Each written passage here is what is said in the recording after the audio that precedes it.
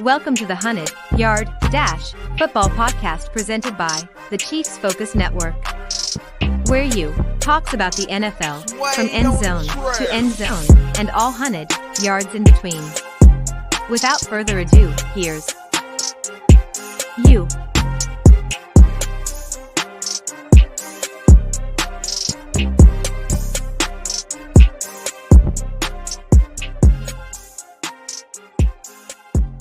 Yo, what it do? This is the 100-Yard Dash Podcast. My name is you. What's happening? This is the 100-Yard Dash Football Podcast presented by Chiefs Focus. And again, my name is you. You! Detective, you? Not you, you! Who? You! Who? Do you understand the words that are coming out from my mouth? Don't nobody understand the words that are coming out of your mouth, man. And I am your host. What's happening? What it do? This is the 100-Yard Dash. You can find this podcast anywhere you find your podcast, Google Podcasts, Stitcher, Spotify, what have you. You know, it's all out there. You know the deal. We're doing something different again. I've been saying it all year, and I'm going to get it until you get it through your head.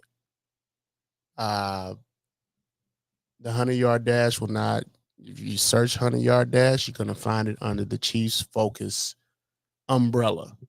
So now we're under the Chiefs Focus umbrella. And so like and subscribe to YouTube. If you like and subscribe to the podcast. Look, we get it done.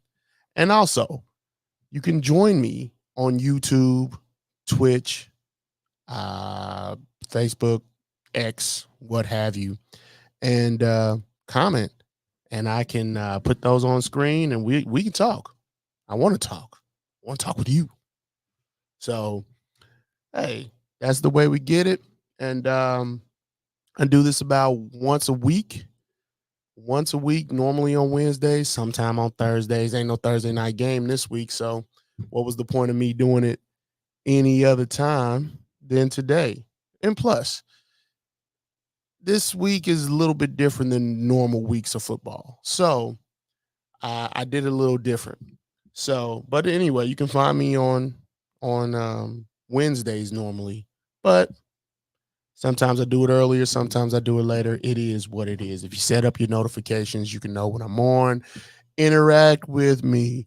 I like conversation with you guys and gals. You know, I like the conversation because that gets us talking.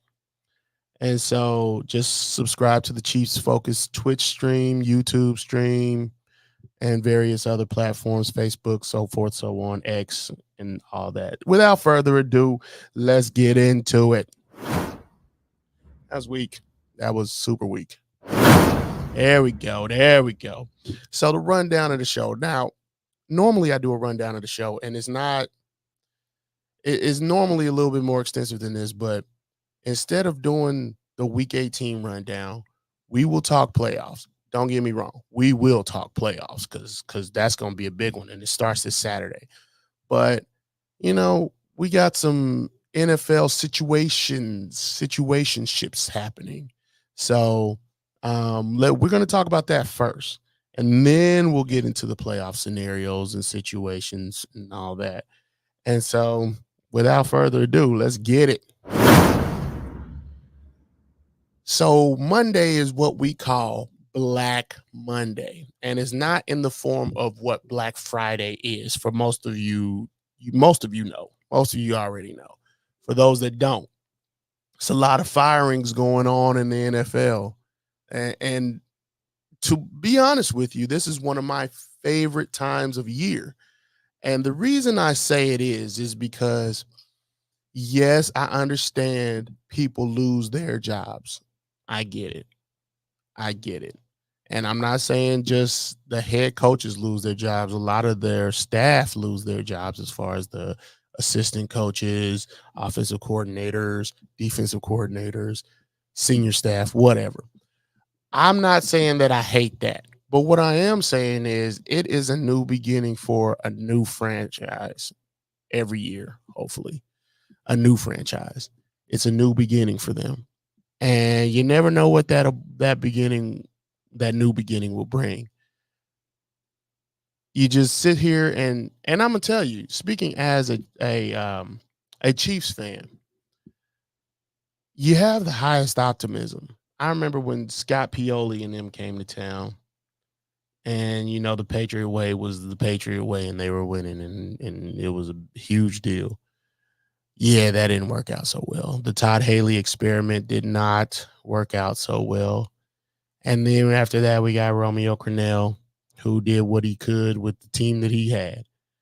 And then it just looked all down in the dumps. But here comes Andy Reid, changed the whole trajectory of the team, the whole trajectory.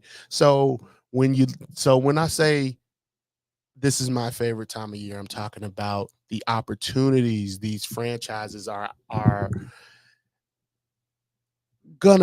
should be able to experience, if you understand what I'm saying. The opportunities these franchises should be able to experience. So let's get into the situation that is the firing of certain head coaches. First of all, there's all of these guys are guys you already know. And guys that most of these guys you've already known were already fired. Some of them already had situations that they were going to be on, and you knew that they weren't going to be there for long. But some of these came as a surprise. Let's talk about the first one, Frank Reich. Frank Reich for the Carolina Panthers. Now, this was a different one. He only had like 11 games under his belt. And yes, they were horrible games. Don't get me wrong. They were wretched, wretched games to watch. Carolina was not a ticket that you wanted to buy. It just wasn't. They had a new quarterback. They had a bunch of things, but what they didn't have was a good game plan for that quarterback. They had no good game plan for him.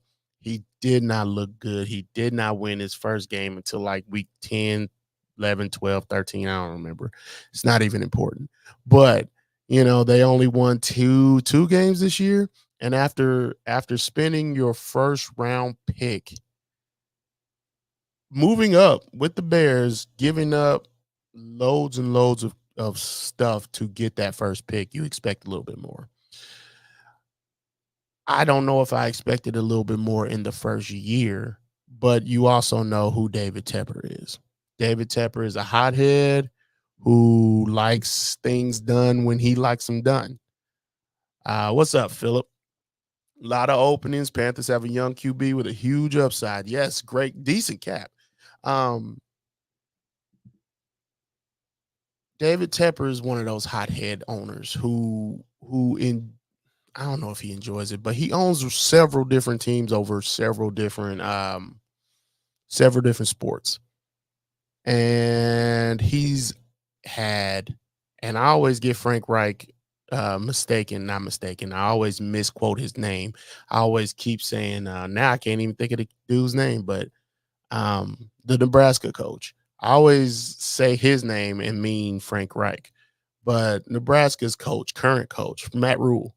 Matt Rule's the guy I always end up saying, and he's the former coach of the Carolina Panthers. But he's fired Matt Rule, and he's fired Frank Reich, and he's only on the team for 2 years. What's that tell you? The dude is kind of a tyrant, and that doesn't even include other sports that he has ownership of. So Frank Reich only had 11 games, and they got him canned. So the next guy, I saw a comment. Hold on, nope, I didn't see one. Thought I did. The next guy, Josh McDaniels. Josh McDaniels shouldn't, in my opinion, should have never had the opportunity to coach professional football again. But hey, everybody's opinion is not my opinion. And shoot, my opinion is what it is. It don't mean much. It means a little bit, but not enough to matter, right? I don't own a team. I don't have how much have $6-7 billion to spend. These owners do. I mean, Mark Davis does. But this dude was sitting in your own division not too long ago with the Denver Broncos and then trotted Tim Tebow out there and won a playoff game with 2 pass attempts. That's not innovation. That's not innovation. I don't know what Mark Davis was thinking. This dude is a tyrant. This dude is basically David Tepper, based on what I just said. The ownership of the Panthers, head coach for him, and thrown with a Raiders jersey. And the Patriot way doesn't work, bro. The Patriot way does not work. And he tried to bring that into this locker room and it just didn't work. Not only that, when Antonio, he asked, and he knew who had the locker room. He knew he didn't have it anymore. So what did he do? He went and asked Antonio Pierce to, reportedly, he went and asked Antonio Pierce to, boost up the locker room a little bit. And guess what? He had to, Antonio Pierce was a member of the New York Giants at that time.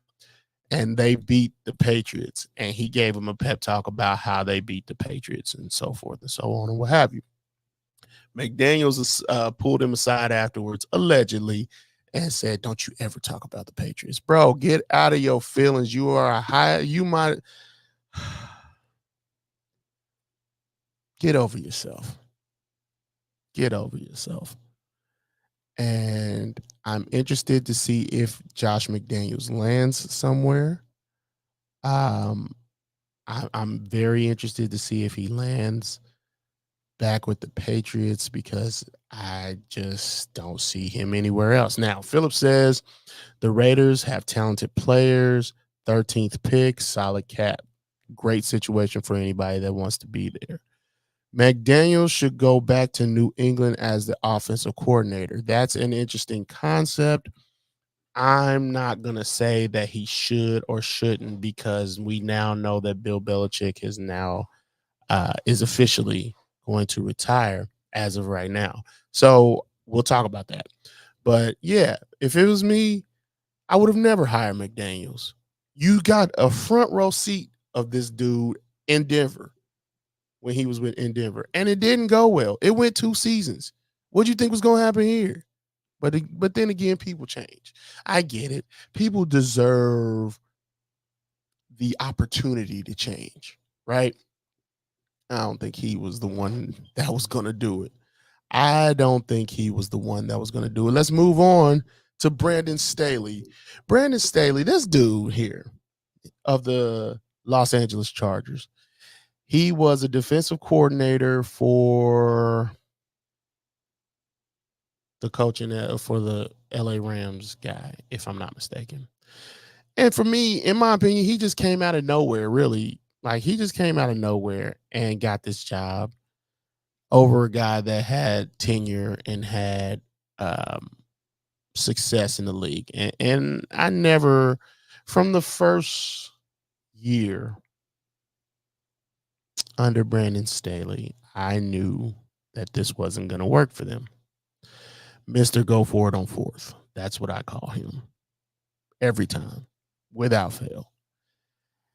And if that's going to be your thing, make it be your thing. Just don't back down from it. If that's going to be your thing, it's your thing. That's fine. He got 3 seasons. It did not work out. They only made the playoffs once, and that was last year. And they have a quarterback. That's the crazy part. And I'm trying to think of the guy before him. I'm going to look it up. But the head coach before him, he was doing fine with Phillip Rivers. he was doing fine with Phillip Rivers, but the egregious part of his situation was um, that. Oh man, I'm losing it. I don't remember who that guy is. Let's see. Anthony Lynn. Anthony Lynn had a great locker room. He was doing well. Phillip Rivers then retired. Anthony Lynn had the task of moving the team forward. Wasn't able to do it. He brought in Tyrod Taylor. That didn't work out.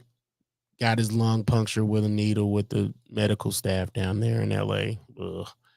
And then Justin Herbert came in and lit the place up. Okay. He absolutely had a stellar season that year. And that was to me enough to get Anthony Lynn fired. It is what it is. Like you saw this guy in your practices every day, yet you tried to trot Tyrod Taylor out here. That means you were not observing what was going on the field. So it was egregious enough. You deserve to be fired. But Brandon Staley shouldn't have probably been the next guy in line. Chargers, Philip says, Chargers, elite quarterback, 5th overall draft pick. Staley should have been gone, especially giving up 27 points to the Jags in the wild card. And he mentioned Anthony Lynn because I was having trouble with the name at the time. Thank you, sir. Agreed. Justin Herbert was there the whole time. Anthony Lynn screwed that up. Brandon Staley comes in. He was a defensive coordinator. So they touted it as, hey, he knows a little bit about offense too because he has a scheme against defenses. This dude is not that great at what he did. So much so he had, I want to say, 4 offensive coordinators under his reign. And that's not good. This year he brought in Kellen Moore. That didn't work. It didn't work at all. They only made the playoffs once in 3 years. And when you have a guy that is arguably has top 10 talent, and I might be being a little high, and that's hyperbole. Dude has like top 7 talent. Justin Herbert has top 7 talent. And he has Keenan Allen, and a bunch of other receivers whose name escaped me. But for some reason, this dude right here could not pull it together.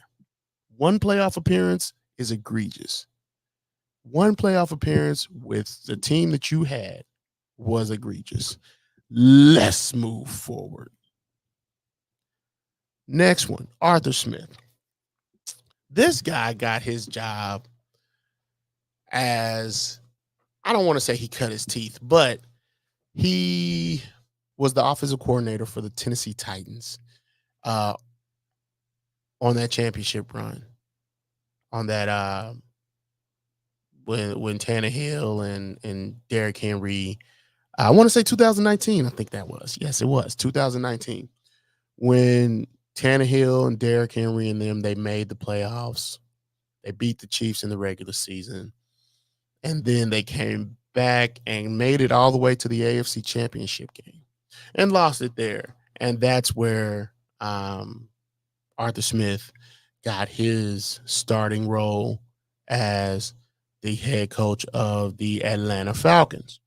Now, for me, I thought Arthur Smith was going to do something significant in the NFC South. You're looking at an NFC South that had the Buccaneers, and then next thing we know, Tom Brady goes there. So they won a Super Bowl. That stinks. But after that, after Tom Brady left, after that one Super Bowl, it wasn't much after that. You should have been able to take over. You should have rebuilt on the first year and built onto that the second year. And then the third year, you should have taken off. Falcons. Philip says Falcons, solid roster, one very good QB away from being a serious contender, 8th pick, decent cap. Here's where I knew Arthur Smith was not going to be it. They drafted a running back in the first round. I think they drafted him with the number 8 pick, and the guy's name escapes me, and it doesn't matter. Ultimately, it doesn't matter because they never used him. Bijan Robinson, that's his name. Bijan Robinson was one of the most talented running backs out of the draft, the most touted running back out of the draft. People were super excited about Bijan during the season last season.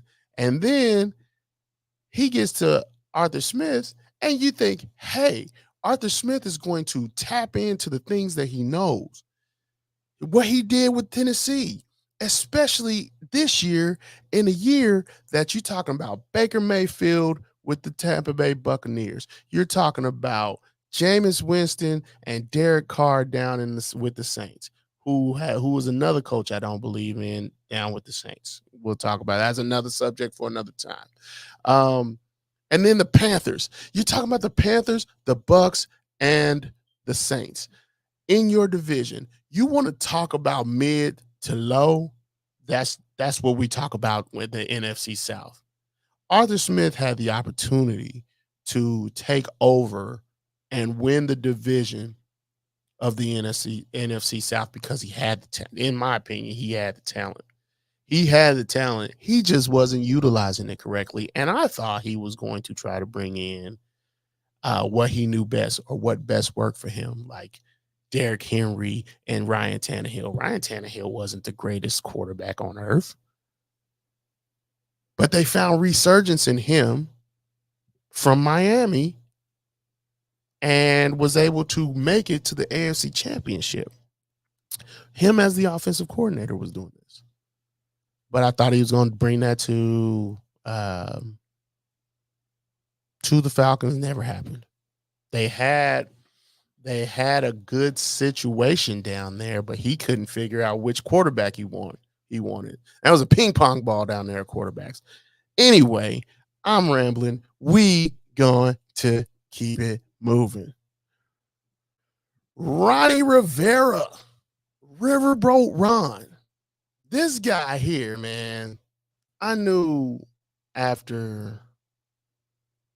It didn't take me long to realize Ron Rivera wasn't going to be the guy to lead you anywhere. It didn't take me long to realize that he wasn't going to be the dude. He got hired when Washington was the football team, and then they had that whole situation where they were getting lawsuits all over the place. And it was just a tumultuous time. At that time, Ron Rivera he got fired with the Panthers. And I was like, look, Commanders, let's see. Second overall pick, loads of cap space. Yes, indeed. Thank you, Philip. Commanders hired Ron Rivera. That was back with the old ownership, the tumultuous ownership. I know that's the T word that's going to keep coming up, tumultuous. But them losers down there, I can't even remember the ownership's name because it doesn't matter. But, they had their storied situations, their lawsuits, making cheerleaders dress up in bikinis to model for them. And it was ugly down there. And Ron Rivera was down there to kind of clean it up a little bit and get this team back to winning so they can get the pressure off of the ownership. Never happened. Ron Rivera backed into the playoffs 1 year. Backed into the playoffs 1 year. When I say backed in, I mean they won like eight or 9 games. That was when the Eagles Jalen Hurts' first year starting, and that was the year that Doug Peterson got fired. So whatever year that was, I want to say 2021, maybe 2020. And Ron Rivera was there to bring some positivity into a bad situation because he was good with the Panthers. I almost said the 49ers. He was good with the Panthers.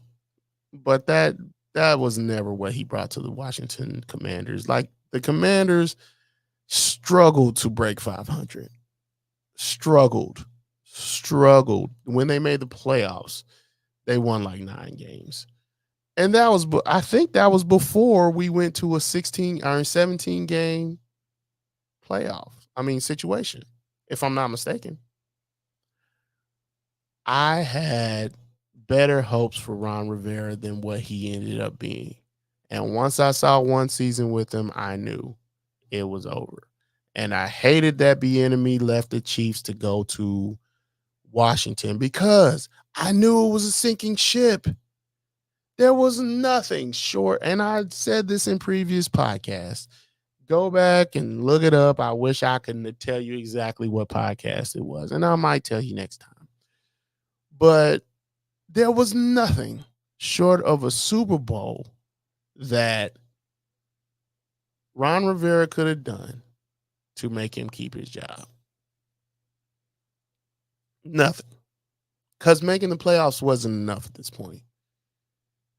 Making the playoffs wasn't enough. You'd have to be more, you have to do more than just make the playoffs. Okay?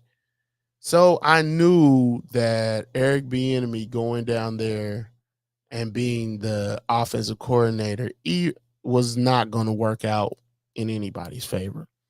Philip says, hold on. And Eric Bieniemy promotion is possible to HC. Him and the new advisor, Rick Spielman, work together in Minnesota. Good point. Thank you for that. The odd thing, though, is hiring multiple advisors just to promote a guy. I'm leaning into the possibility that Eric Bieniemy probably won't be in Washington. And here's the thing. I think Eric Bieniemy might have to settle for a Panthers type of job.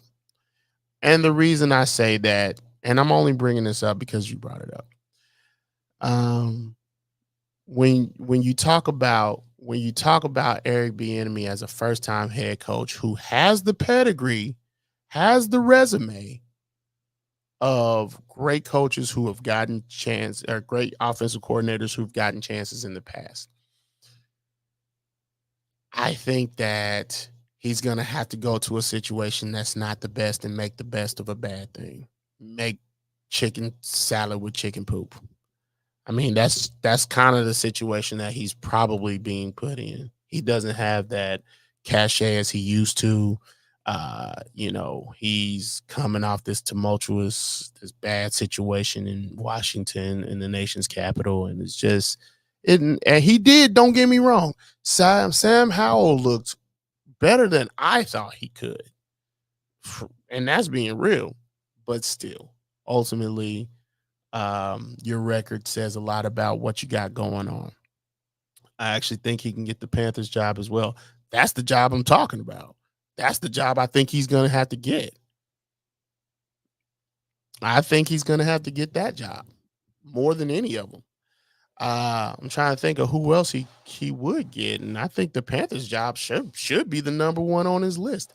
Being that as there was rumors that the Panthers reached out to Jim Harbaugh, right? I think Jim is the Michigan head coach that just won the Super Bowl. Won the college football championship. Jim is thinking about coming to the NFL. And I think there was a report, if I'm not mistaken, there was a report saying that Jim wanted control.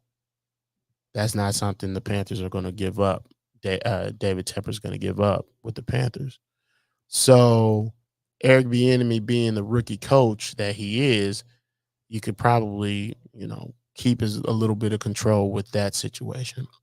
Let's see. Watch him bring CEH to pair with Miles Sanders if he gets the Panthers gig. I mean, if you want to. Look, CEH looks different this year. He's looked different this year, but that's with less usage. And Miles Sanders is not bad. And Miles Sanders, where is Miles Sanders? Oh, he's down there with the Panthers because he got signed right after that Super Bowl run from the Eagles. So, but we keep it moving. We keep it moving. Mike Vrabel. Now, this is a guy who I think is a really, really, really good head coach. I thought that there's two mistakes that I believe Mike Vrabel made. One, he held on to the quarterback too long. Two, he held on to the running back too long. Ryan Tannehill, and I just talked to you about Arthur Smith, who was their offensive coordinator.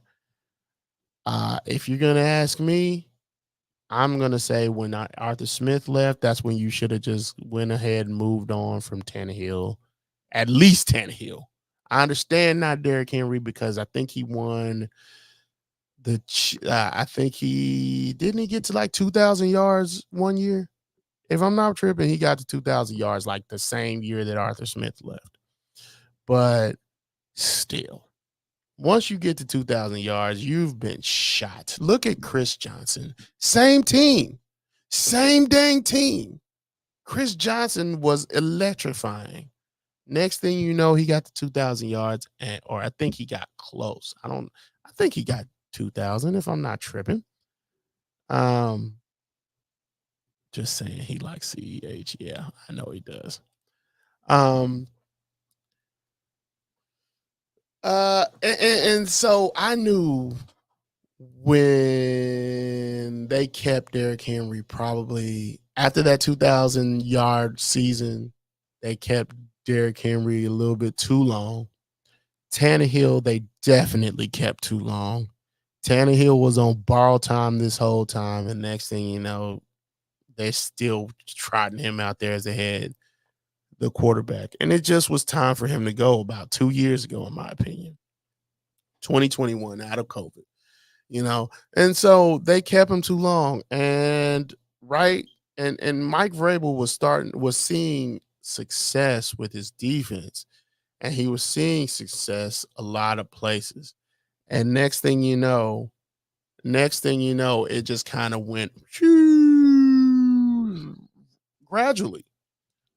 Philip, Titans, solid young quarterback, 7th pick, loads of cap space. Vrabel could look at the Falcons, even though Smith was from his staff, or Seahawks if Dan Quinn doesn't get the job.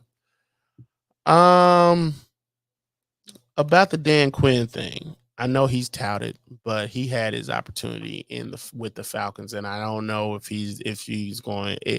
He will get another chance, but I don't know if he should get another chance.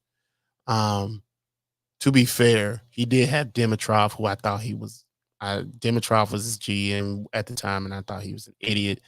But Dan Quinn also had some dynamic offensive coordinators when he was with Atlanta. I don't know if he'll find that again. We'll see though. We'll see. But yeah, Mike Vrabel was doing fine for like 4 years because he got hired in 2018, if I'm not mistaken. And then somewhere around 2021, just everything went to crap for him. And I will continue to say this until I'm blue in the face. I think it was because he held on to Ryan Tannehill too long and Derrick Henry. Mainly, I think it's because he held on to specifically Ryan Tannehill for far too long. That's just what I think. Thank you, Kyle Shanahan. Kyle Shanahan was his offensive coordinator, Dan Quinn's offensive coordinator in Atlanta. So we keep it moving. Next one. Now we're talking retirees. Pete Carroll just comes out and drops a bomb on everybody and says, I'm retiring. Pete Carroll was the oldest head coach, if I'm not mistaken, in the NFL, and I think he's 71, going on 72 this year, and decided it was just time. It's time. And I didn't see this coming this year. I thought it was going to be next year. I thought he was going to leave on a better note. I thought he was going to at least let Geno get through this 2-year contract, 3-year contract. He signed a 3-year. I thought he was going to let Geno get through at least 3 years and see what happens after that. But he said it's time to hang it up for him. He said it's time to hang it up. Seahawks. Philip says talented roster, solid young players, and I agree. I felt like Pete Carroll was trying to recreate the Legion of Boom, and I knew that wasn't going to work. I knew it wasn't going to work. But with Jamal Adams and the kid they recently drafted, Witherspoon, and I'm missing somebody, but I thought they were trying to recreate the Legion of Boom. And to me, when you try to recreate the glory days, it rarely works out. Let's say rarely, not never, rarely works out. So Pete Carroll decides he's retiring. I think he had like 14 seasons as the coach. It's crazy how time flies, right? It's nuts how time flies. Yeah, 14 seasons. And it feels like just yesterday with the Reggie Bush and can't even remember the quarterback's name, but it just feels like yesterday when that happened. And next thing you know, you're retiring 14 seasons later. Somebody said that maybe not Derek, Russell Wilson needed Pete Carroll as much as Pete Carroll needed Russell Wilson. Maybe that's the truth. We'll never know. We will never know. I haven't seen anybody come up with the situation that maybe Pete Carroll wants to do what's his name? The Denver Broncos coach. Maybe Pete Carroll wants to go to another team. I don't think that, because he's of that golden age. He's in the golden age. Matt Leinart and Reggie Bush, I thought that was the great QB running back duo in college history, football history, in my opinion. Agreed. Matt Leinart, and it just seems like yesterday all that was happening. But now here we are 14 years later, and man, Pete Carroll's retiring. And I'll talk about something else outside the lines later, but if I can remember, because sometimes I forget. Pete Carroll, 14 seasons, led the Seahawks to a Super Bowl, got to the NFC Championship one other time, created one of the greatest defenses that we've ever seen. Salute to a legend. Salute to a legend in Pete Carroll. We're going to miss seeing him chew 16 pieces of bubble yum with a big jaw of bubble yum, running down the sideline, screaming at players and referees. We're going to miss that. So it's going to be interesting to see who he has next. But let's see the last one who we have. I saw today that Bill Belichick and Robert Kraft have decided that it's best that Bill moves on. And I don't know if this is just retirement. I don't know if it's him moving on to another team, but he will not be a Patriot anymore. And I'm going to tell you, I thought I'd be super excited about this day, but honestly, it just means what it has me doing. Seeing Pete Carroll retire, seeing Bill Belichick retire, it has me thinking like, dude, time has flown by. 24 seasons, 2000, 24 seasons, yeah, 2000, or maybe before that. I can't even remember. But time has really flown by, because 2003 does not seem that long ago. It doesn't. Patriots, loads of cap space, third pick. It does not seem like it's been 24 years, but it has been. And Bill Belichick was dominant in his time. And people are always going to say he was nothing without Brady. Just because Brady was able to win one without him. It would have meant more to me if Brady was able to win more than one without him. But it is what it is. Um, I I'm not a Patriots fan, so I'm not going to be able to give him the flowers that he probably deserves. But this is the passing of a torch. We're seeing all the old guys leave, and one thing this does is make me think about the future with the Chiefs because Andy Reid's not too far away from Bill Belichick, and people say, "Oh, he's not as old as Bill." He's not. No, he's not. But I don't know if it's going to be as far behind as we think. As far behind as we think. Now, I think we're over that part. We'll see who gets hired at these positions. People are already playing Ding Dong, the witch is dead.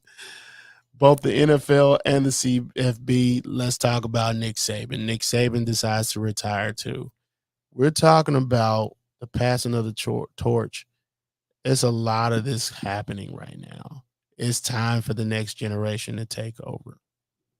The older generation's finally letting go, and we're finally able to take over. So we'll see how this works out to move forward quickly now. We don't have too much time. Let's look at the playoffs. So the AFC playoff seeding, the AFC, the Ravens, the Bills, the Chiefs, the Texans, the Browns, the Dolphins, the Steelers all have their playoff spot.